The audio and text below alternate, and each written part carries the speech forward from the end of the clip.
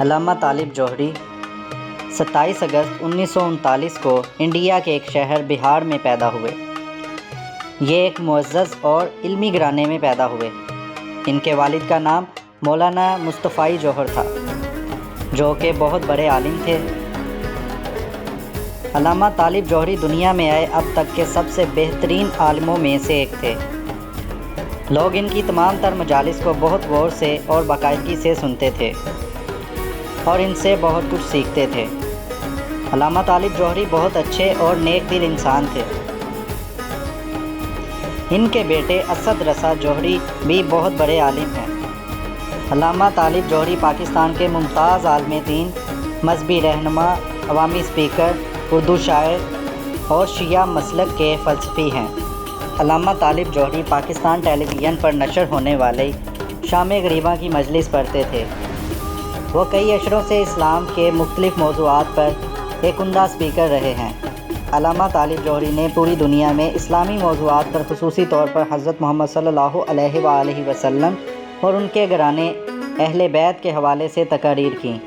علامہ طالب جوہری کے خطابات اللہ کے احکامات کی پیروی، پیغمبر اسلام کی روش پر عمل پیرا اور اہل بیت سے محبت اور احترام کی حیثیت سے تھے۔ علامہ طالب جوہری کا احترام سنی اور شیعہ دونوں ہی کرتے ہیں۔ وہ پاکستان میں سنی شیعہ اتحاد کے پروموٹر میں سے تھے۔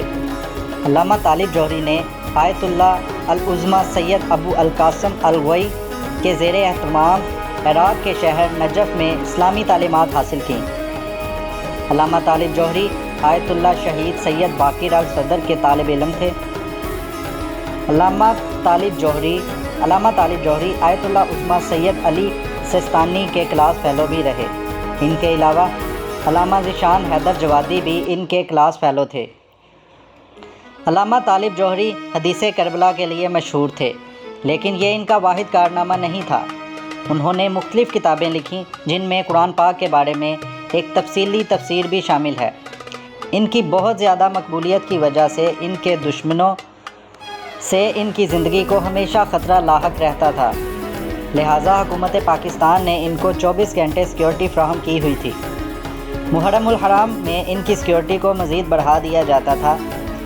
یہ جہاں بھی سفر کرتے تھے، سفر کے دوران پولیس کی ایک بڑی تعداد سیکیورٹی کے طور پر ان کے ساتھ سفر کرتی تھی۔ علامہ طالب جوہری ہمیشہ ہی مسلمانوں میں فرقہ وارانہ اتحاد کی علامت سمجھے جاتے تھے۔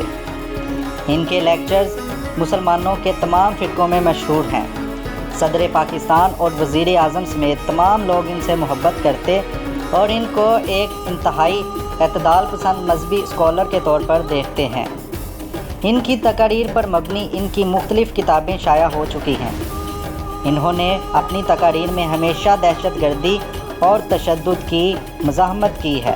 ان کی تقاریر میں ہمیشہ محبت اور اتحاد کا پیغام پایا جاتا تھا۔ علامہ طالب جوہری 81 سال کی عمر میں 10 جون 2020 کو ایک نجی اسپتال میں داخل کیے گئے۔ وہ دل کے امراض میں مبتلا تھے۔ ان کو وینٹیلیٹر پر رکھا گیا اور 22 جون 2020 کو ان کا انتقال ہو گیا۔ ان کو پاکستان حکومت کی جانب سے ستارہ امتیاز سے بھی نوازا جا چکا ہے۔